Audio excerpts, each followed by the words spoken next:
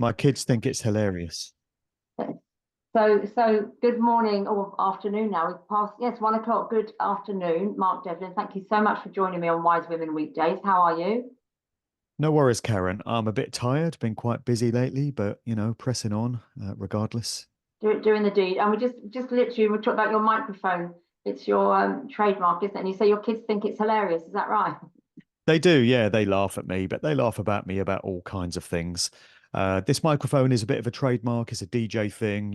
I came up in the DJ game gripping microphones in clubs and it's just stuck. So now I do my live talks and I like to hold a mic in my hand. I'm not a fan of these lapel mics. No. I don't know what to do with my hands when I've got those on. So I I was just going to like say that's holding the my thing, it's shit. a safety factor, isn't it? You're gripping onto it. As long as you don't start licking it like a lollipop or anything, you are using it. I'm sure you wouldn't, but you never No, know. You never I know. The world, gesticulate with one hand, but I wouldn't know what yeah. to do with two. No, have two lollipops.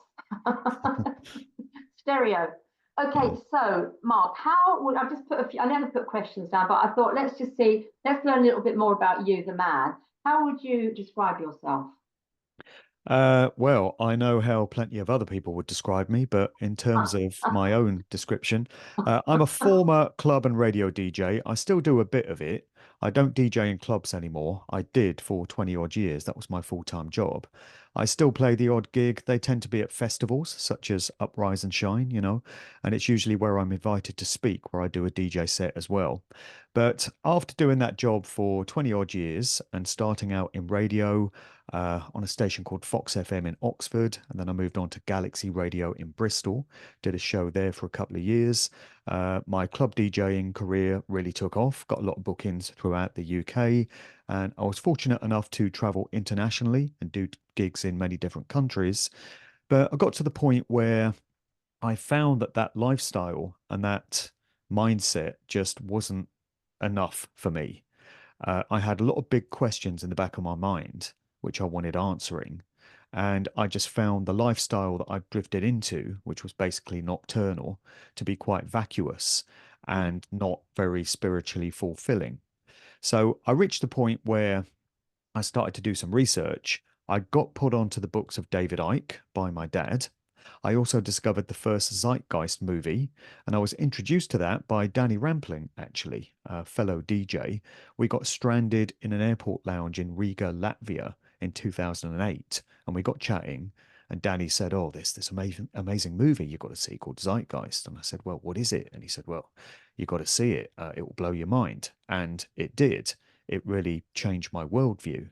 And so that set me off on a path of research to try and better comprehend the true nature of this world, this reality generally, what we're doing here, who really runs and controls things. And I realized that the world is very different to the way that it's presented to us as. And I specifically wanted to know how that played out in the world of music, of which I'd been a part. And that became my specialist area of research. I threw myself in it with an absolute fervor. And the result of that was my first musical truth book, which I self published in early 2016.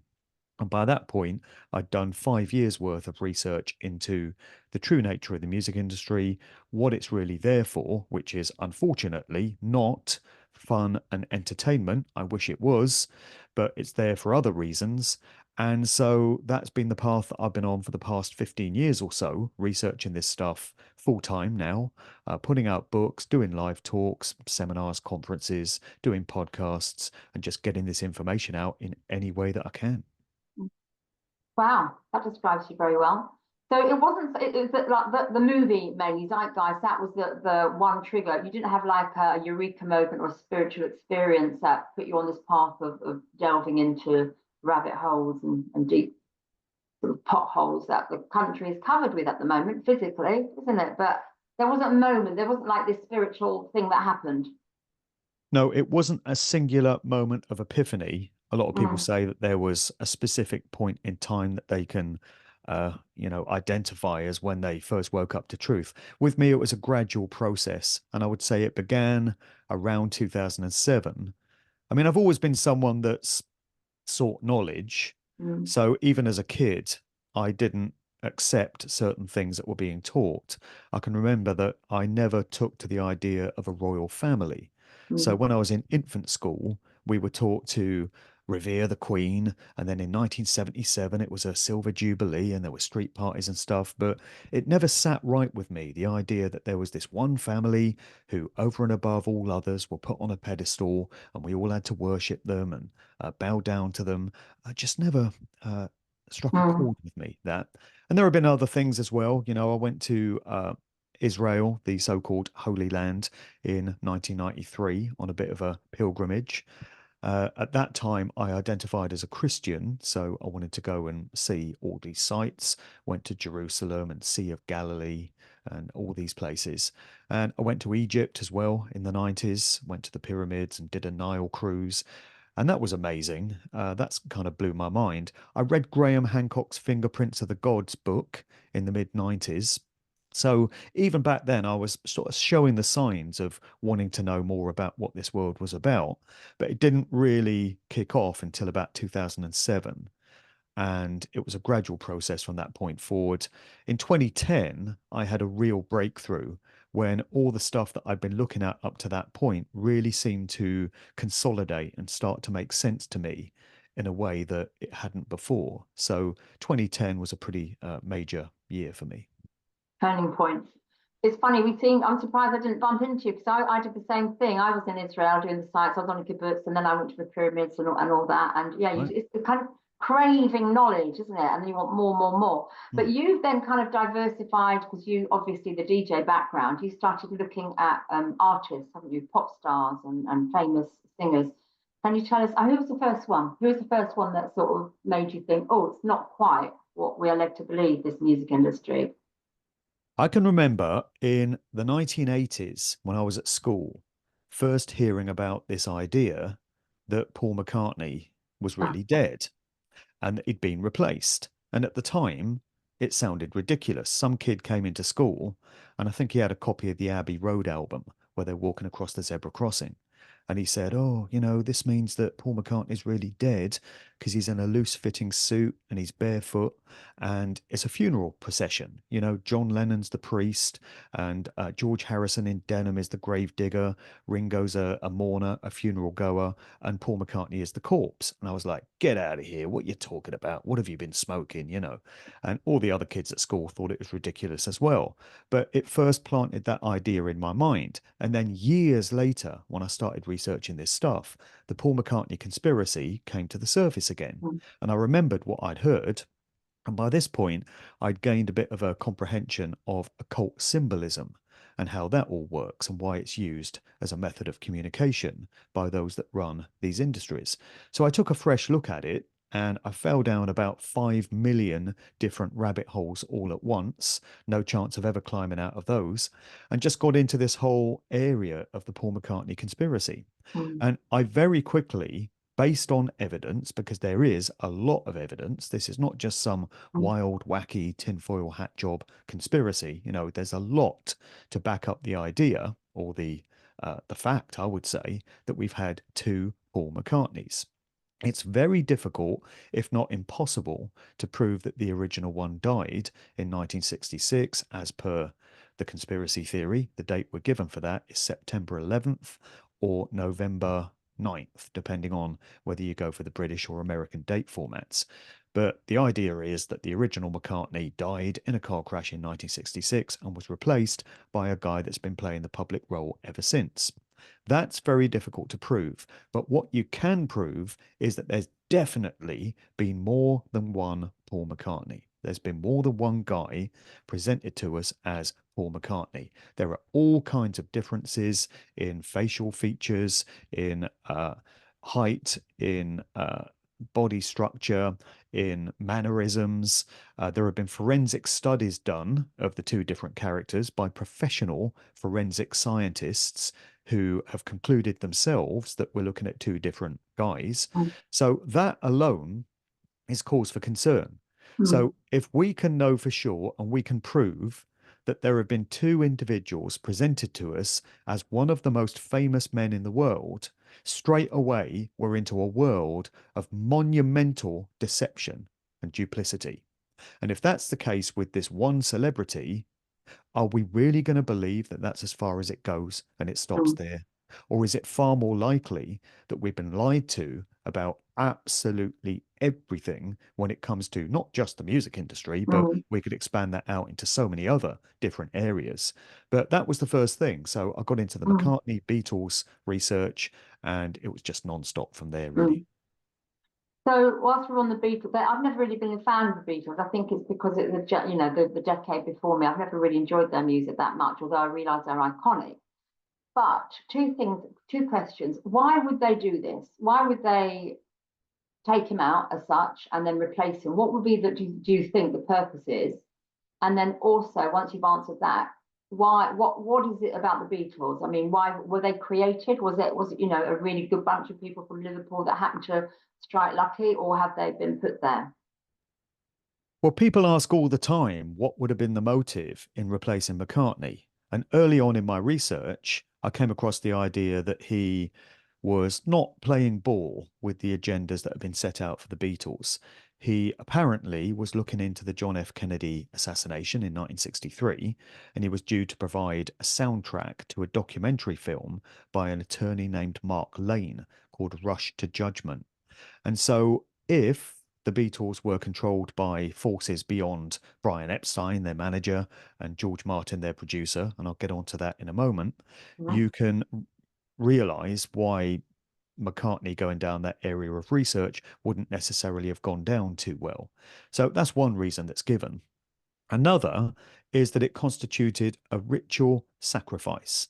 And I know this sounds preposterous and outrageous to people when they first hear it, but unfortunately, the music industry is run by dark occultists, as is every other area of our lives. You get the same thing in politics, you get the same thing in the world of so called science, medicine, academia, the military, the mainstream media. It's the same networks, the same groups that control all these different institutions and these different walks of life. They're occultists, they adhere to certain rituals.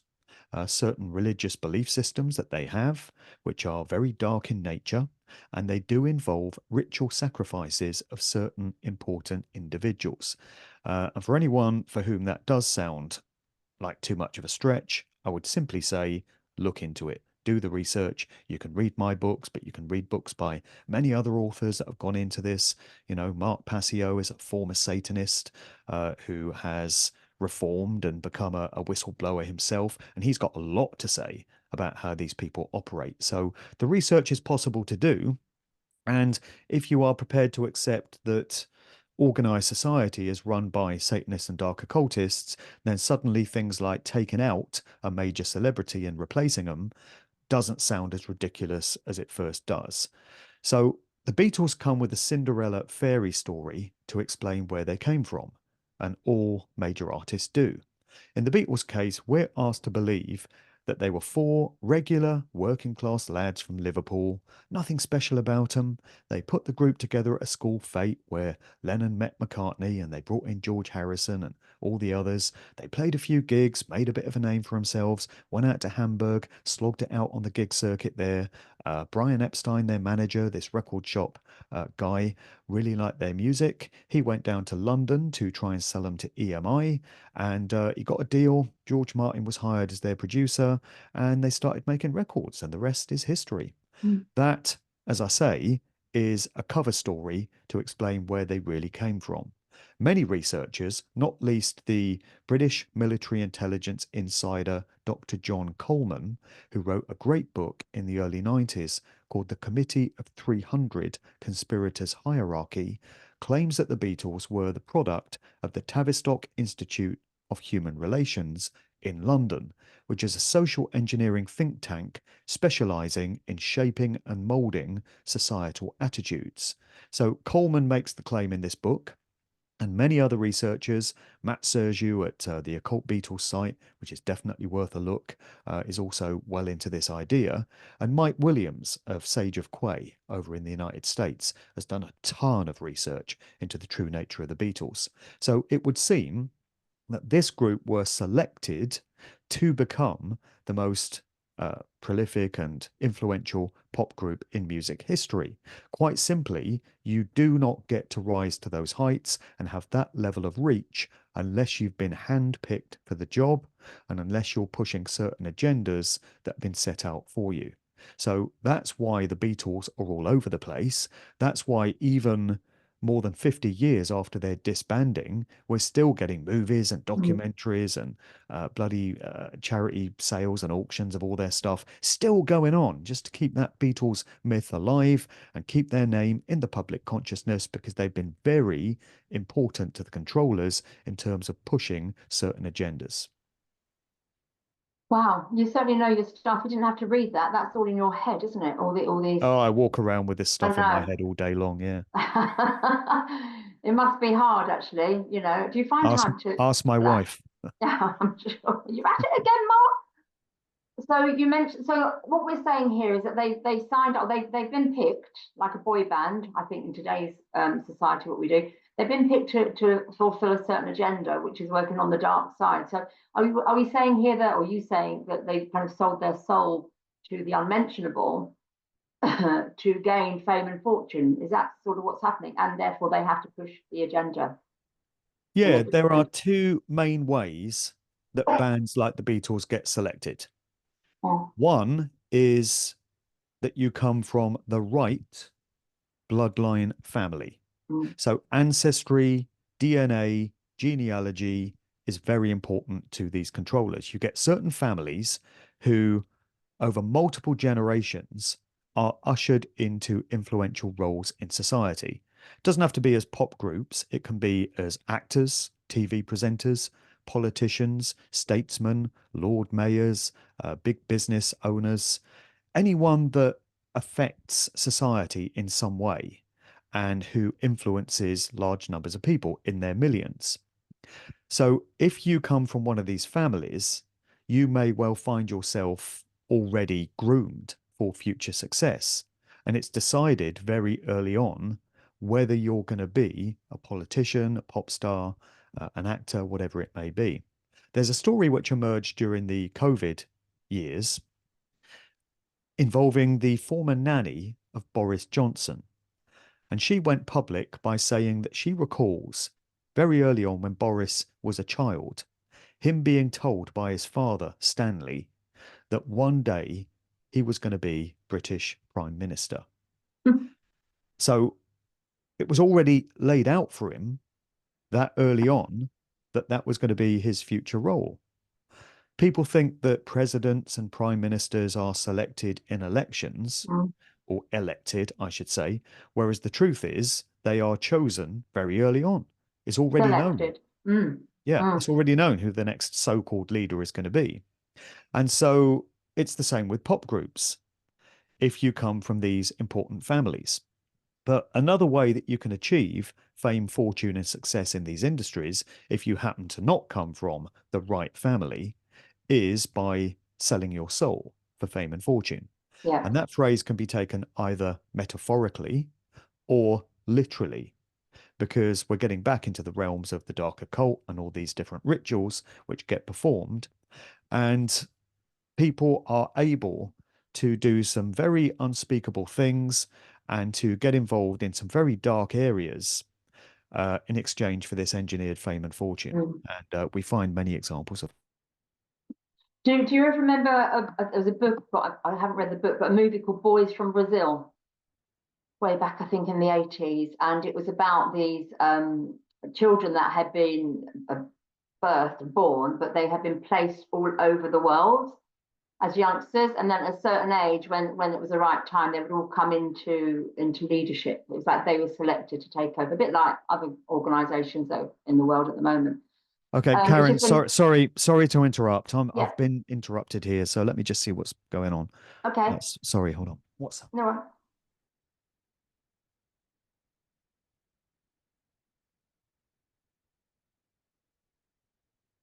So while Mark is just having a chat, I'm going to ask him about. Oh, there, are you back? I'm back. Sorry. Yeah. Don't worry. You can The edit that, right? I'll try.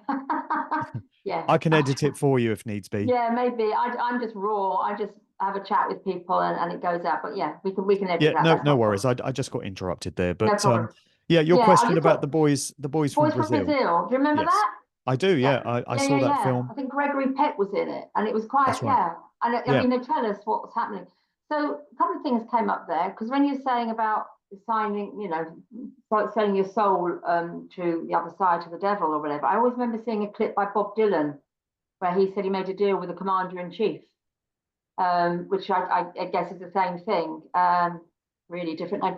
But I want to go back when you said about Satanists and you spent some time and you mentioned a name of somebody who was an ex-Satanist. Can you be an ex-Satanist? Will they let you out if you've signed yourself up? Surely there's no way out. Mark Passio has spoken about this, Mm.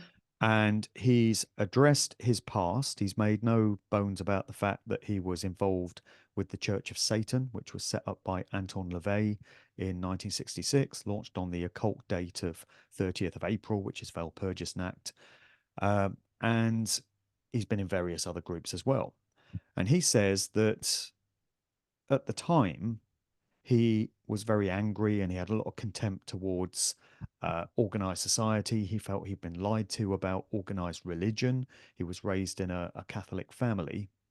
But when he came to discover the true agenda of these Satanists and the way that they sought to use their knowledge of the occult to gain a power differential over everyone else and to dominate and enslave them, take away their rights and freedoms, and basically screw them over for their entire lives, he says that his conscience kicked in and he could no longer be a part of that system.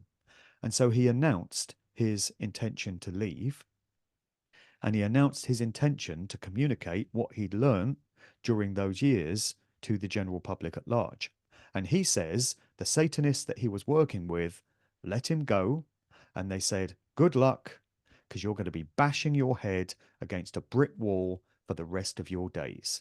You're going to get nowhere. We could come out and tell them ourselves what we've been doing to them, how we've taken over these different walks of life, and what the world of the occult really is, and they wouldn't believe us even if we said it. So, best of luck, pal. On your way, off you go, boy, because they just saw him as completely insignificant. Right. And this ties in with what various people have told me who have been in bands or they've been record producers or they've been involved in the record industry in some way. Many of them have emailed me over the years and they've said that they've been called into meetings where they've been offered the opportunity to gain great fame, success, and wealth, but it came at a price. And they had to sign a contract and they had to agree to basically be owned for their souls to be turned over to these controllers. And these people have said that it wasn't for them.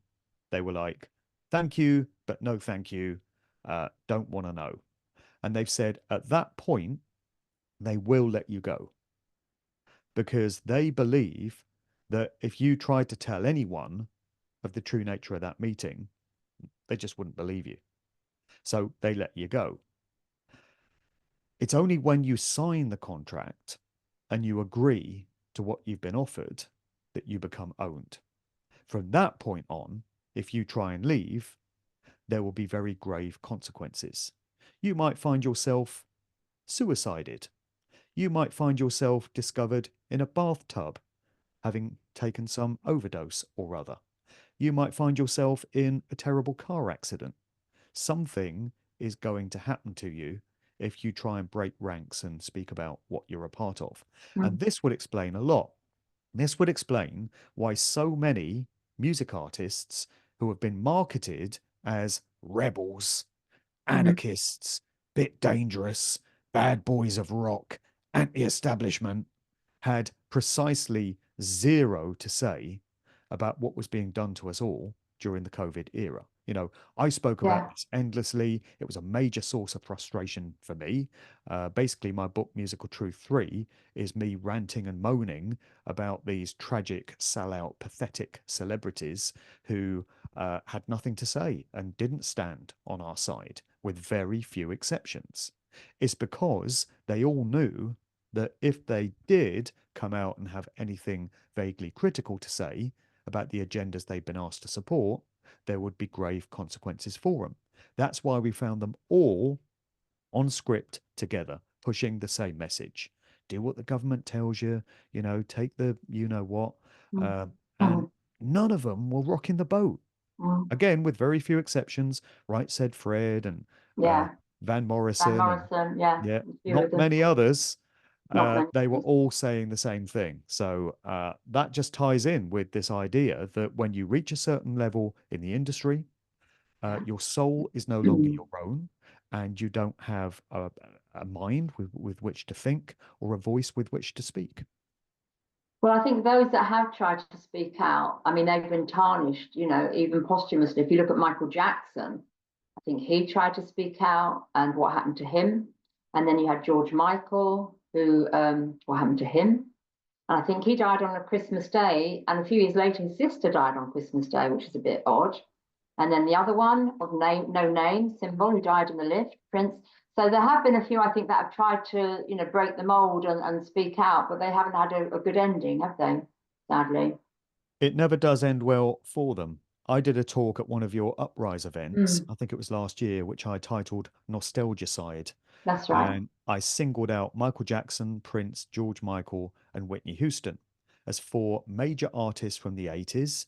Anyone of a particular age, generation would have grown up on their music in the 80s, and it would have meant a lot for them. And listening to it now would bring back all these nostalgic memories. And I made the point that these artists were deliberately taken out to destroy the nostalgic memories that they had attached to Yeah, them. That wasn't the only reason. I mean, I yeah, think they'd all done something to kind of become a thorn in the side and a yeah, pain in the arse of those that control the industries. Like you say, Michael Jackson and Prince spoke out about their respective record labels and were yeah, very critical of the nature of the contracts which artists enter into with these corporations. That's not going to go down too well. George Michael had similar comments to make about Sony, which was also Michael Jackson's record label. And George Michael was very critical of the wars of occupation in Iraq and Afghanistan, which were launched in the wake of 9/11. He even went on an episode of BBC's Hard Talk to criticize Bush and Blair at the time. So yeah, you can imagine that wouldn't have gone down too well. Whitney Houston, it seems she'd just become surplus to requirements.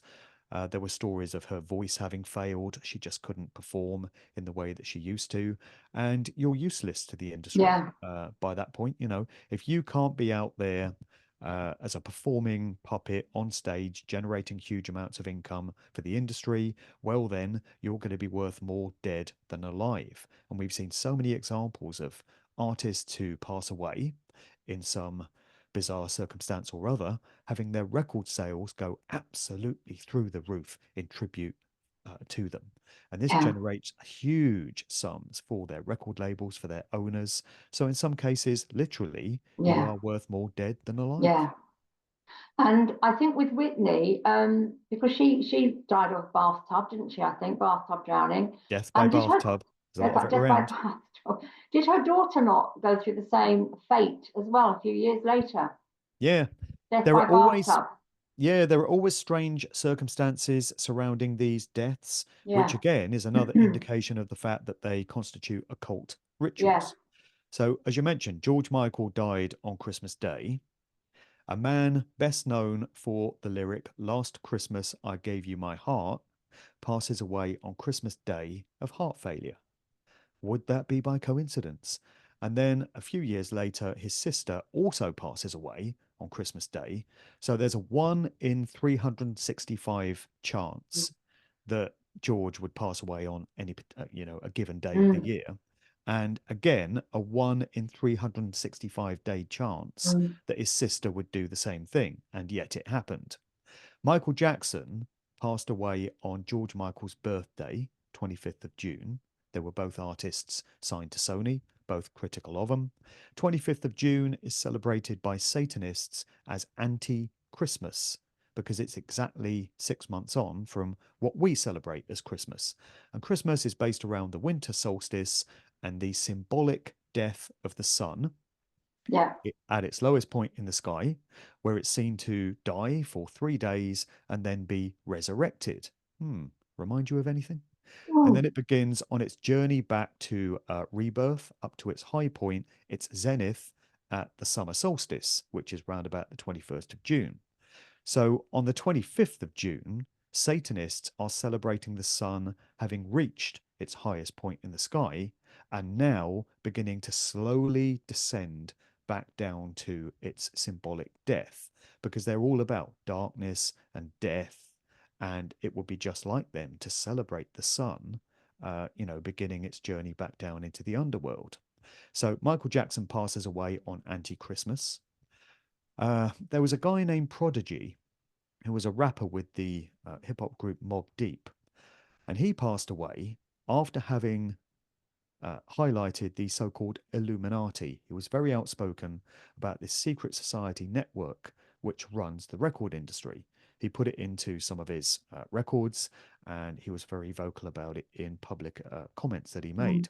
He passed away on World Sickle Cell Awareness Day after having suffered from a very rare form of sickle cell anemia for many years. What are the chances of that happening randomly? Or is it more likely that these artists are taken out deliberately on certain dates? Whitney Houston died on the 11th of February, right before Valentine's Day, bearing in mind that most of her songs were love songs. And so, Yeah. in tribute to her, sales of her records went absolutely through the roof in time for Valentine's Day in 2012. And with so many of these artists, you find these little uh, Easter eggs, these little clues that Yeah. are placed in the dates and the circumstances surrounding their passing away. Prince, we're told, died in an elevator when he had a song, Let's Go Crazy, where he was talking about, are we going to let the elevator bring us down? Oh no, let's go crazy. And he apparently believed that the elevator was a metaphor for base consciousness when it's going down into this material world, and then higher states of consciousness when it's going up. So there's some symbolic spiritual Yeah. belief systems there. But with every one of these strange deaths, you find unanswered discrepancies and anomalies and things that just don't add up. And with Yeah. Whitney Houston, as you mentioned there, her daughter, Bobby Christina, who she had with the singer Bobby Brown, was also discovered unconscious in a bathtub some years later. And she actually was discovered unresponsive in a bathtub in the same hotel suite, the LA Beverly Hilton in Los Angeles, where Whitney Houston turned up dead 24 hours beforehand. And she was revived. And then a day later, Whitney is discovered dead in a bathtub in the same hotel suite during the time of the 2012 Grammys. And there was an industry celebratory party that had been put on by Clive Davis, this record company executive who's said to have discovered Whitney Houston and been her mentor. And this party went ahead despite Whitney's body having been found a few hours earlier. And it's said to have had a celebratory vibe to it. So that would be another ritual then. Yeah. And so it's quite possible that Bobby Christina, the daughter, was intended to be sacrificed, and for some reason it went wrong and she Yeah. was revived, and it was then decided to take out Whitney instead. But that didn't let Bobby Christina off the hook because a few years later she turned up dead in a bathtub, despite friends saying that she was terrified of baths after what happened to her mother and she would only ever take showers. Nevertheless, Wow. turns up dead in a bathtub. And the most recent example of that we had was Matthew Perry, the Friends TV actor, who was found dead in a jacuzzi in his home. So, like I say, taking a Yeah. bath or a jacuzzi seems to What be a very was there dangerous thing to do when you're famous. and was there not a chef from one of the Presidents of America, didn't he die by water of some sort? One of the presidents. A chef, one of the cooks in the White Uh, House. yes, wasn't it Obama's? I think it was Yes. Obama's personal Yeah, it chef. was Obama's. Yeah, Obama's. Yeah. I'm sure I could have got that wrong, but it's just whilst we're on the subject of baths. Wow, Mark, it's amazing talking to you. I keep dropping notes. So when this happens, I mean, The Simpsons has a bit to play as well, doesn't it? They sort of tell you in advance, don't they? Whether it's oh God, 9/11. I remember. I know I don't watch The Simpsons. I just see it on clips. 9/11, Prince, Joan Rivers going to yeah. So it's like they tell you in advance what's going on. Is that for a laugh, or is that because they're saying, look, we're telling you what's going to happen and you've accepted it? I mean, what's all that about? We're getting into the phenomenon of what is known as predictive programming, which is a Mm, term that was coined by the late Scottish researcher Alan Watt. And there are mm, three main reasons why they do this, bearing in mind again that they're occultists and they're psychopaths and they're crazy. They're mentally ill.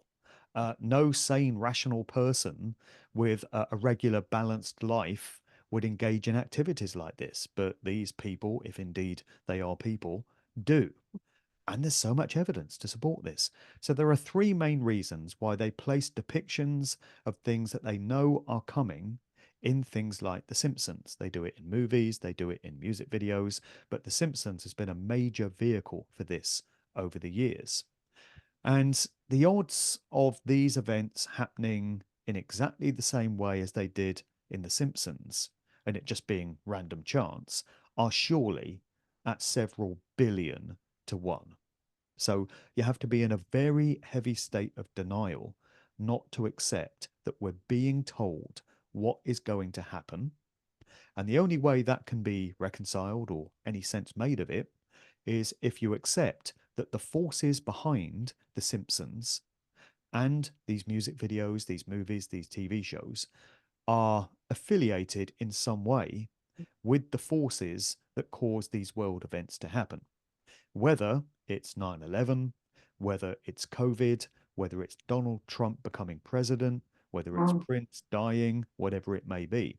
So, one of the reasons they do it is to establish a familiarity with the narrative in the minds of the general public. So, they'll place a sly subliminal reference to the Twin Towers being destroyed in a movie that they know is going to be seen by millions of people. It gets absorbed by the subliminal mind, which is where all the magic works, because the conscious mind is not engaged. This is why entertainment is such a brilliant vehicle for getting this stuff done. Because when people are watching a movie, TV show, listening to a favorite piece of music, they think they're just being entertained. Their minds are not on guard. So all kinds of stuff can seep in to the subliminal mind and be soaked up like a sponge without the conscious knowledge of their conscious mind. mm, So when the newsreader then comes out and says this event has happened, it's far more likely that these large numbers of people are going to accept what's being told due to the fact that they've already got a familiarity with the narrative embedded in their subconscious yeah. mind through all the movies they've been watching. A second reason comes down to the tenet of energy goes where attention flows. So there's a common belief that we can actually help to manifest our experienced physical reality by applying our consciousness to it. So if you've got millions or billions of people watching a movie where a certain event is happening, is being depicted, there's a belief that it can actually help that event to come into physical being due to the intensity of the consciousness that's being applied to it. And then the third reason why this gets done comes down to another of these sick, twisted belief systems of these crazy occultists. So they know damn well that there is consequentialism and what we might call karma in this reality, and that there are appropriate consequences that get dished out for our chosen behaviors and Mm. actions. So if they were to pull off a stunt like 9/11 and kill large numbers of people and just go right ahead and do it, they know that there would be consequences for them, payback. But if they can shift the emphasis for that event onto us, the masses, the people, by pre announcing that they plan to do it, then they're no longer responsible as they see it. So they've Yeah. shifted the onus onto us. Us. It's a very sick, twisted way of Yeah. looking at it because they're never upfront about it. They'll never Yeah. come right out and say, hey, folks, we plan on September 11th, 2001, to destroy the World Trade Center towers, to murder 3,000 odd people, to do the same thing with an event in Washington and Pennsylvania, and yeah, just create all this Yeah. chaos and this turmoil. You okay with that? Nobody's going to say, sure, sure, yeah, no Yeah. problem, go right ahead. But they Yeah. feel if they place these sly, tricky little references to it cryptically in symbolic coded form into movies and TV shows and stuff, when we're not smart enough to identify what we're being told and say, hang on a minute, we're not okay with this, we don't consent to this, they take it as a green light to go right ahead and do it because we've not said no. And to not say no is as good as saying yes in their sick, psychopathic, twisted mindset. That does explain a lot, doesn't it? That would explain why there are hundreds of references to 9/11 in movies and TV shows in the years and decades leading up to that event. Same thing with COVID.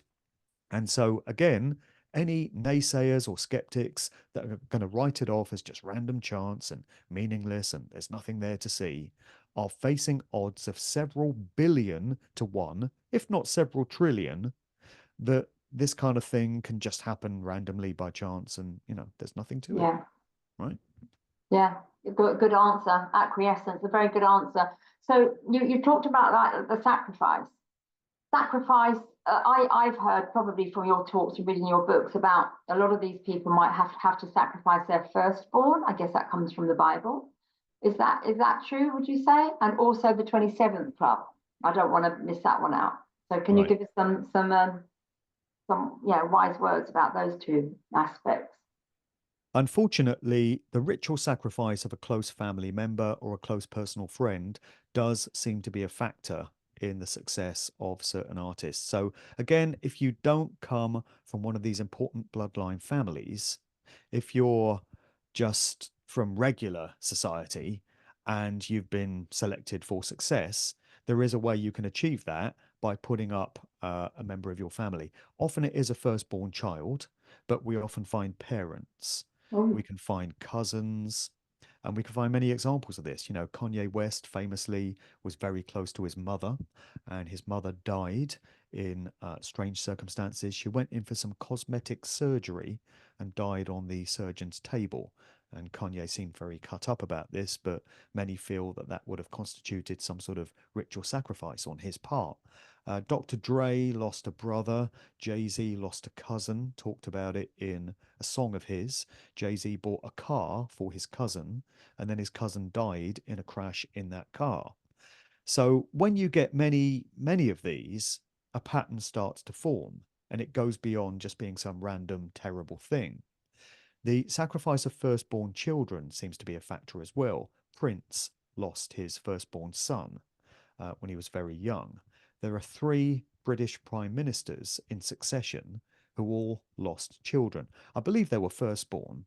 Um, they certainly lost children if they weren't necessarily the firstborn. So David Cameron, Tony Blair, and Gordon Brown. Uh, this is factual. You can look it up. It's yeah. right there on the public record. And we find this with just so many famous people. As you say, in the Mhm. Bible, there are stories of individuals being selected to sacrifice their firstborn children in exchange for great knowledge or whatever it may be, great power. And unfortunately, this does seem to be a factor in the world of entertainment. The whole thing becomes just so dark and so murky and so horrific that it really does become the case that you're far better off not making it famous in any of these fields. You're far better off not being a well known Hollywood actor. You're far better off not being a well-known pop star or band or TV presenter or supermodel or celebrity chef or sports person or whatever it may be, business leader, anyone in the public eye. Because when you come to realize what's required of you to achieve that success, no amount of sports cars or yachts or mansions could ever make it worth it.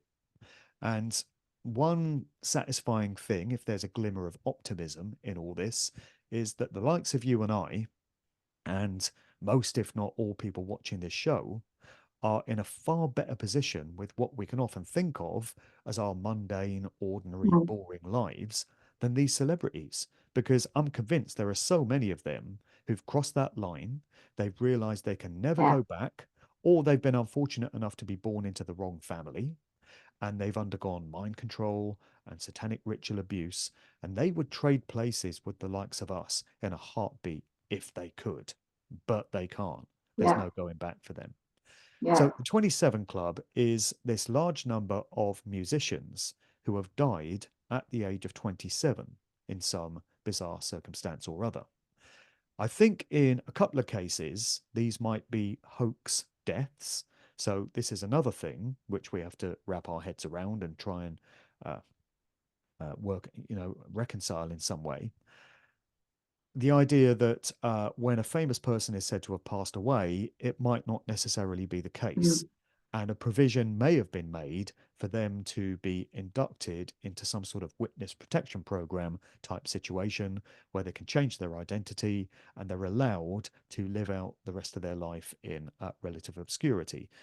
I think this is reserved for people from these important bloodline families or those who have served the system extremely well and are being rewarded for their service. So I'll throw a couple of examples in there, which I believe belong to this group. One would be Jim Morrison, frontman of The Doors, who we're told died at the age of 27 in his bathtub, funnily enough, in his Paris apartment in July 1971.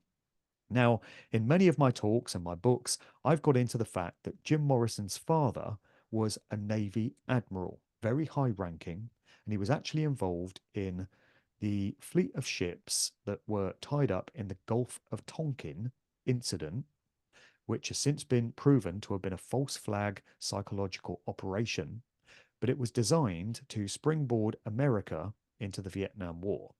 So Jim Morrison's dad basically started that whole thing.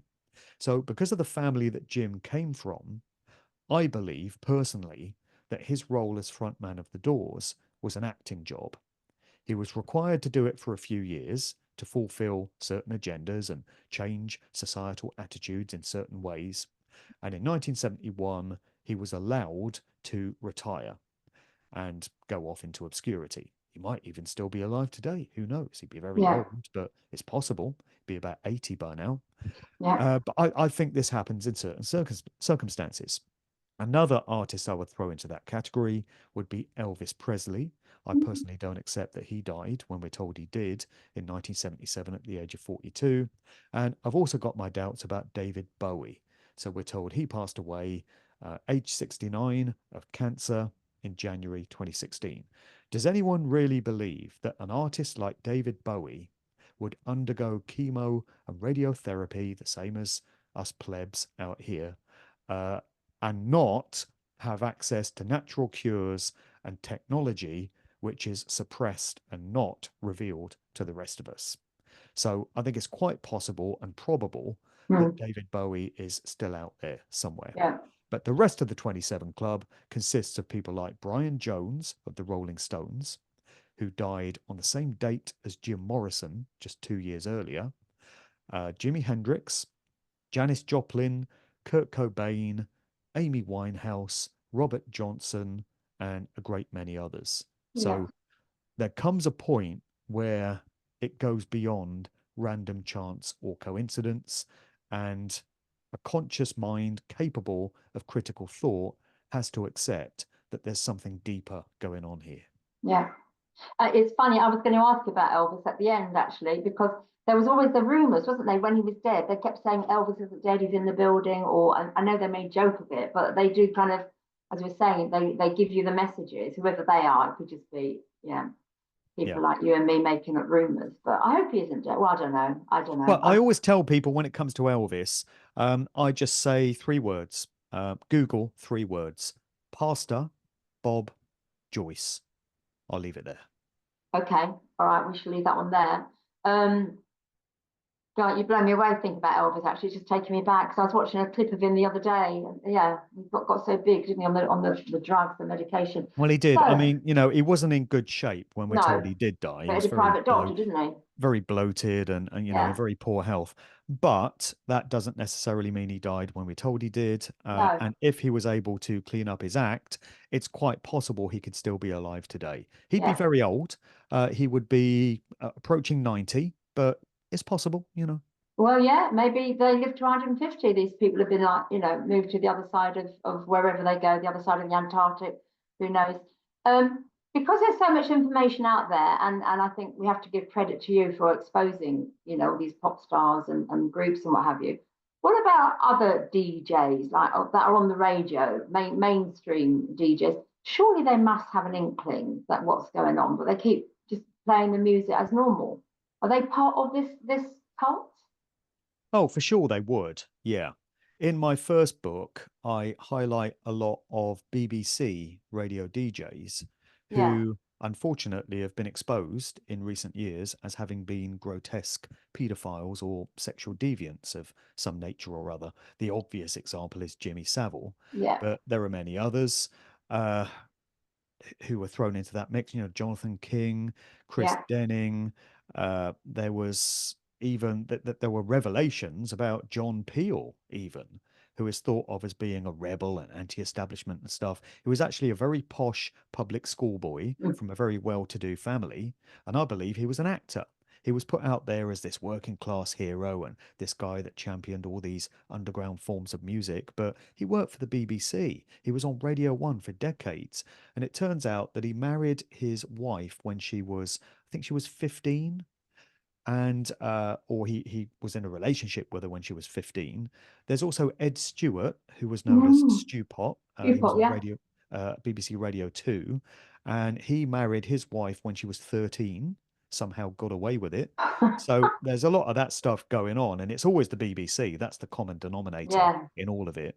But yeah, these famous DJs, for sure, they're going to know what the yeah, agenda is. They're going to be clued yeah, in, not necessarily into all of it, yeah, but they're also going to know that if they want to retain their careers and probably in some cases their lives, they just need to keep it zipped and yeah, don't overstep that mark. During COVID, for instance, how many famous DJs stepped forward to speak up? Uh, from the world of club DJs, there was Danny Rampling, there was Slipmatt, Norris DeBoss Windross, a few other names. But if we think of well-known radio DJs, who yeah. was there? Who I stepped know it was shocking. I think that was a massive wake up call for many of us, like how deep this thing went. When we were aware of something being going on here and people didn't speak up, not just the public, it was shocking. But we are where we are, and people are speaking out. Now, a couple of things. I know we're coming up for an hour. If I've still got you for another few minutes, if I may, Mark, 'cause I know you're a busy man. But it's like I've just written a couple of names of people, not particularly that I like, but because when we've spoken before, if I give you a name of an artist, oh, please don't say let's Kate Bush. We love Kate Bush. Please don't say she's been bought as well. Because I actually watched them. I think she only did one live concert in Fulham or something, and I watched a recording of it at a pub the other day. She did a concert in the 70s. She's very, very creative, really creative, a bit bonkers in a way, but so artistic. And she was doing that video of the canon. I can't remember what it was about. It's recent, and it doesn't matter. Was it? Oh God, with Donald Pleasance was it? She did a Oh, movie, which is a cloud little. busting. Yes, yes, yes. Yeah, Cloud so that Buster. was That's right. Yeah. about the work of Wilhelm Reich, Right. orgone That's right. energy That's right. technology. Yeah. So therefore, she knows about other stuff that we don't all know about, everyday stuff. So I'm thinking she's got to be on our side. But is she? Has she been bought and sold? There are no clear lines when it comes to many of these artists. Prince would be another one. There were times Mm, where Prince appeared to be on our side. He appeared to be communicating empowering knowledge. He talked about chemtrails on a TV chat show, for instance. But there are other times where he's pushing dark occult symbolism. He had pre-knowledge of 9/11. There was a concert in 1998 where he was referencing Osama bin Laden getting ready to bomb. And then one of his band members mentions 2001. So that indicates foreknowledge of 9/11. And it's the same thing with Kate Bush. She clearly knows a lot. She moves in certain circles and is clued in on certain knowledge. So in cloud busting, she was talking about orgone energy technology, and she was talking about cloud seeding and weather modification, which is very real. It's going on right now. But in 1985, she put it into a song. There was that great video, which was basically a mini movie mm, directed by Terry Gilliam of Monty Python fame. And it featured Donald Sutherland, who played Wilhelm Reich. And yeah, Kate knew about this stuff. She also had a song called Experiment 4, which was about sound weaponry, sonic, military grade weapons to do great harm to people. She spoke about that in that song, and there's a great video attached to it as well. She had a lot of esoteric, mystical knowledge, which got put into her songs. She appeared very ethereal and sort of mm. ghost and spirit like in her whole demeanor in so many of her songs and videos. She's a fascinating character, but unfortunately, she also ticks all the boxes for having been a victim of mind control. And this is the case with most artists, I would say, who reach a certain level. They would have been subjected to MK Ultra style trauma based mind control programming. This is Yeah, a very clear thing with Michael Jackson, very clear thing with Prince, very clear thing with Madonna, and so many other artists you could mention. And Kate ticks many of the boxes for having undergone that as well. She's pushed a lot of dark stuff. So, as well as these wonderful, whimsical songs that she's put out, she's also had some very dark songs and videos, such as Lily. The song and video for Lily is quite disturbing, and there are many other examples of that as well. So that's why I yeah, say it's never a clear cut thing. You can never make the yeah, statement, "Oh, this artist is on our side," or yeah, "This artist is doing great harm and is out to push agendas," because it's usually a bit of both. yeah. So what about reggae? You know, with Bob Marley? Would he, because he allegedly died of a foot injury, that cancer, and of, is that true? Do you think? What's your opinion of Mr. Bob? With Bob Marley, we have a very similar dynamic to the one with Jim Morrison, because Mm, Bob Marley's father, Norvell Sinclair Marley, was a British naval officer, white British from the elite establishment. His mother was black, but his father ran a slave plantation in Jamaica. You couldn't make it up, and you don't have to. mm, So people will say with Jim Morrison and Bob Marley, well, they were both rebelling against their parents' belief systems, their values. Kids do that. And yes, they do. But Jim Morrison belonged to the Laurel Canyon crowd. That's a whole different story in itself. But there were a whole bunch of musicians who emerged out of this particular neighborhood in the Hollywood Hills of Los Angeles, known as Laurel Canyon. And these were all the influential musicians and bands of the mid to late 1960s. And it's been revealed that the fathers of pretty much all these musicians were high ranking military officials. They had wow. connections to different expressions of the military, military intelligence, or other aspects of government. With Bob Marley, we don't get that. And whilst I believe that Jim Morrison was doing an acting job and his death wasn't real, with Bob Marley, I do accept that he was a genuine, sincere individual.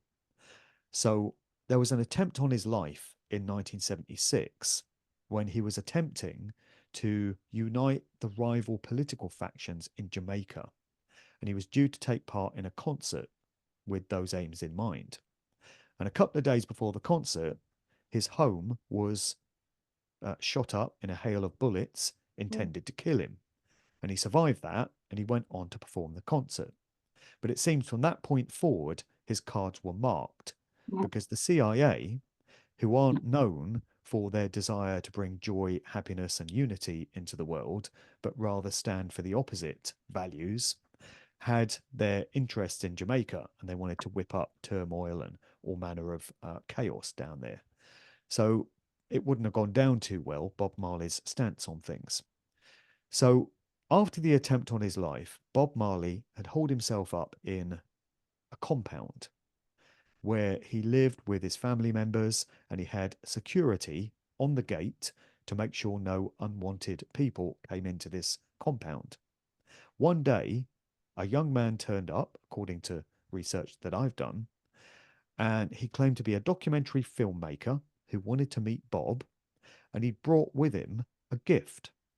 So Bob Marley was a fan of football, liked playing it, and the gift was a pair of football boots. Mm. The official story of what happened to Bob Marley is that he broke his big toe playing football, and it became cancerous and it spread throughout his body. The alternative take, according to some of those that were present at the time, is that this young guy gave Bob Marley the gift of a pair of football boots. And when Bob pulled on one of the boots, he cried out in pain.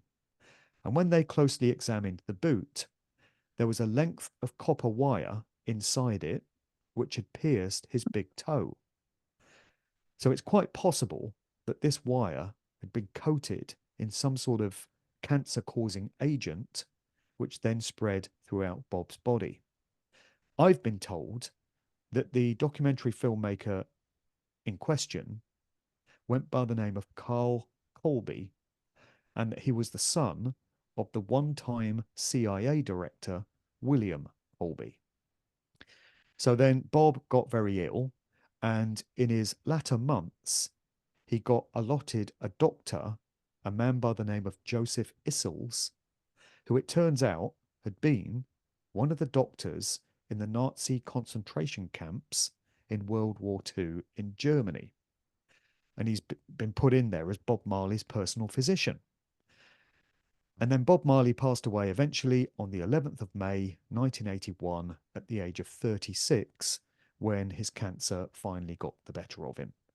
So I personally feel that Bob Marley was taken out because he was a genuine, sincere political activist. Yeah. He was putting out empowering message music that the powers that be would prefer didn't get out there. And that's just what I personally feel Yeah. about it.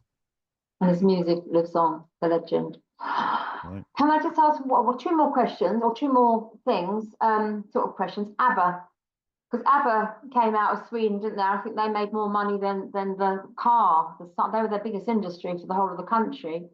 And they've obviously had a resurgence, because I never really liked their music either. I didn't like mainstream music, but I loved the movie, Mamma Mia. Loved it because it had these stories. And then, of course, they've got this, is it called ABBA-esque thing in London at the O2 Centre, which I did go, I was invited to go to a couple of years ago. And although it's phenomenal, it's fantastic, the holograms are absolutely incredible. Because I know what I know, and mainly through your work, I felt I was partaking in some sort of ritual. I left. Actually, I couldn't watch it because you could see all the pyramids and the animation. It really gave me the creeps. It really gave me the creeps. But then you think, well, ABBA, sweet, innocent, band, surely not ABBA. What would you say about ABBA? The maxim remains that you cannot be as successful and influential as ABBA were and still are without being completely owned and controlled by the industry. They quite simply would not let it Yeah, happen. Same way with the Beatles. There's no way four regular working class lads from Liverpool would put together a band and they would just happen to yeah, become as famous as they did. ABBA are massive. They've influenced millions, if not billions of people, as you say. And when you do a delve into their background affiliations, you find a lot of close links to the Swedish royal family. They mm, performed at many of their events. They've been knighted by them, the equivalent of our sort of OBEs and MBEs. And they've been pushing certain agendas as well. And as you say, they've undergone a resurgence in recent times. So in 1983, they split up. They put out Thank You for the Music, and it all seemed very final. Bjorn and Benny went on to do their musicals and stuff, but it really did seem as if that band was finished. And then, what do you know, during COVID, they're back.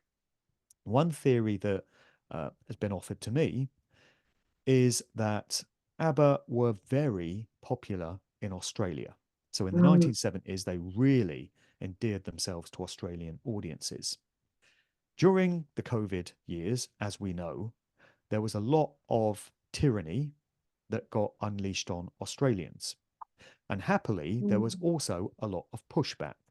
yeah, So many Australians were like, we're not having this. We're standing up to these forces. There were a lot of freedom rallies and protests and stuff. So it's been suggested to me that ABBA may well have been instructed to reform so that Australians could be diverted away from the political activism that was happening in their nation and instead be all caught up in ABBA fever all over again.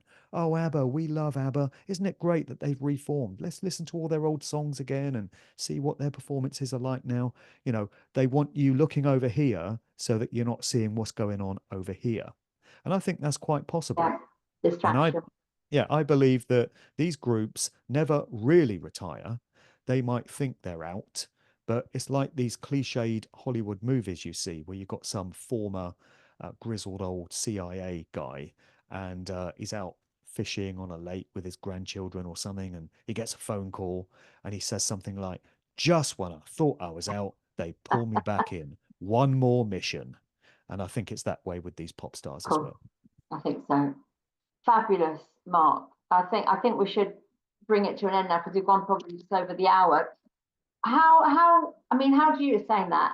Keep asking you questions, but where do you think we're going?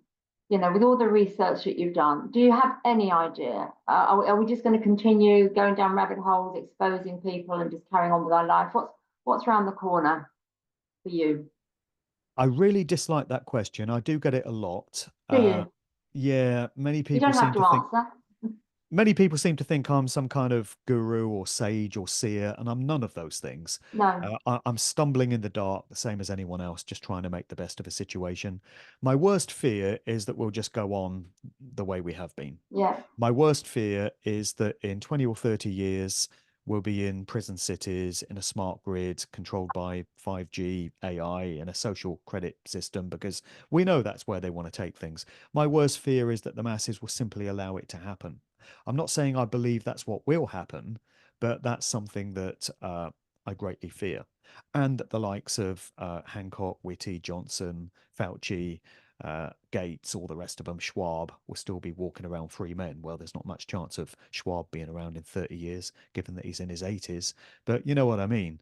Yeah. My worst fear is that those who have committed huge crimes against humanity will just get away with it, literally get away with murder. Then the flip side of that is that there will have been some sort of massive awakening, a massive pushback where huge numbers of people have twigged as to how they've been monumentally duped and how this world is just so different to how it's been presented to us. Uh, if I'm being realistic about it, I don't see that happening, unfortunately. I wish it would, but from where I'm standing at the moment or sitting, the former scenario that I've outlined there is the most Mm, likely. Uh, I'll certainly be doing all I can for the rest of my yeah. days to ensure that doesn't happen. And I know there are a great many wonderful people doing outstanding work out there. And I commend each and every one of them because we're a team and Yeah. we're working together towards the goals that we want to achieve. And nothing's going to, stop us from doing that. No Yeah. matter how hopeless or dark it may seem, for the rest of our days, we're going to do what we know to be Yeah. the right thing. So maybe we will turn it around. I don't know. But Yeah.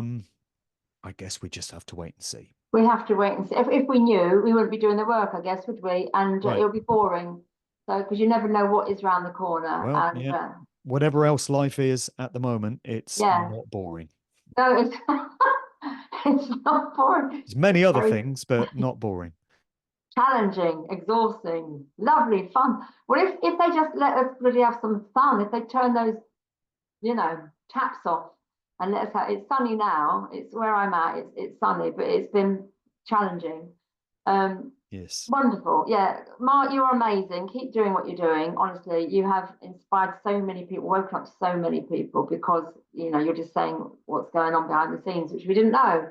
And I remember when I first met you at the Glastonbury symposium, gosh, many years ago, many years, and I was just in the crowd and saw your talk and bought your book and read it, and it just changed my life about, the celebrity status. Nobody gets anywhere really without a hand up, a leg up, or signing something they Mhm. shouldn't sign. Cool. Okay. Thank you, Mark. Well, I'm going to be seeing you in a couple of weeks, I think, at the next Uprise and Shine. And you are all Indeed. over the place doing tours. I know you're everywhere. So you're probably, I don't know, I'm surprised you're living in a van, actually, because you are all over the country. And you just come back from America and Australia. So, well done for sharing the knowledge and spreading the wisdom. Yeah, well, thanks, Karen. We all do what we can. We all make Yeah. our individual contributions. You put on some great events and you do, Yeah. presentations yourself. You're doing your work. And many of the people that you feature at Uprise are doing very different things to me. But as long as we all make some kind of contribution Yeah. and call on our individual skill sets, then Absolutely. we'll get to where we need to be. So, And yeah, I think there is a lot of stuff going on behind the scenes that we don't know about. I mean, I still get emails and stuff through the Freedom Network that I set up, which was a means for people to find themselves all over the country with other like-minded people and, yeah, talk about whether it's food or music or currency or home education or spirit, the whole lot, the whole new world that we need to create for ourselves. So I think it sure. will happen. I think it will happen. Yeah. I'm an Well, optimist. if we exit this world Yeah. whenever our time comes, and we can make the statement that it's slightly better than it would have been if we'd never incarnated into it, who could Yes. ask any more, you know? Absolutely. And I think if we live, with our moral compass and with integrity and, we've done our bit, that's it, because it's just a journey, isn't it? It's a very challenging journey, but that's how I see it. It's a journey, and I don't know what the next journey is, but yeah, maybe a little bit more relaxing, a bit more sunshine. Would be Anyway, nice. it Yeah. would be nice. I wish you well, Mark. I'm going to stop the recording. So for those watching this, thank you very much for joining us with Mark Devlin at Wise Women Weekdays. If you did like it, please give us a thumbs up, subscribe and share. And any comments, let us have them. And I'm sure I can get them to Mark and get those answered. So thank you very much. Cheers.